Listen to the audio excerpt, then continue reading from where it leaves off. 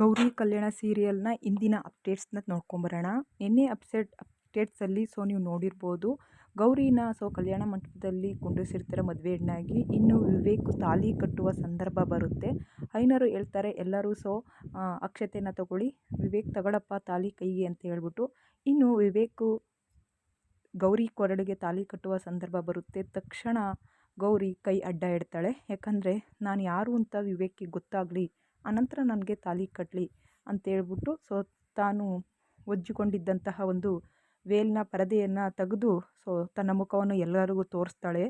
ಇನ್ನು ಗೌರಿಯನ್ನು ನೋಡಿದಂಥ ವಿವೇಕಿಗೆ full shock ಆಗುತ್ತೆ. ಇವಳ ಅಂತ ಇವರಿಬ್ಬರ ನಡುವೆ ಇದ್ದಂತಹ ಈ ಒಂದು ಕೋಪ ಈ ಒಂದು ಮದುವೆ ಮೂಲಕ ಏನಾದರೂ ಒಳ್ಳೆಯದಾಗುತ್ತಾ ಅನ್ನೋದನ್ನ ನೋಡಬೇಕು. ಯಾಕಂದರೆ ಇನ್ನು ನಮ್ಮ ವಿವೇಕ್ ತಾಲಿ ಕಟ್ಟಲು ಮುಂದಾಗಲ್ಲ, ಸಡನ್ನಾಗಿ ಎದ್ದು ಹೋಗಲು ರೆಡಿ ಆಗ್ತಾನೆ.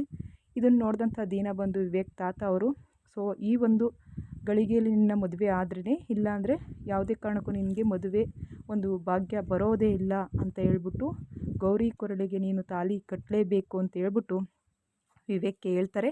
ಈ ಮಾತನ್ನ ಕೇಳಿದಂಥ ವಿವೇಕ್ಗೆ ತುಂಬ ಒಂದು ಶಾಕ್ ಆಗುತ್ತೆ ಅಂತಲೇ ಹೇಳ್ಬೋದು. ಇನ್ನು ವಿವೇಕ್ ತಂದೆ ತಾಯಿ ಇಬ್ಬರೂ ಸಹ ಇರಲ್ಲ. ಇನ್ನು ತಾತನ ಮಾತು ಮೀರಕ್ಕೆ ಆಗದೆ ಕಡೆಗೆ ಗೌರಿ ಕೊರಳಿಗೆ ವಿವೇಕ್ ತಾಲಿ ಕಟ್ತಾನೆ.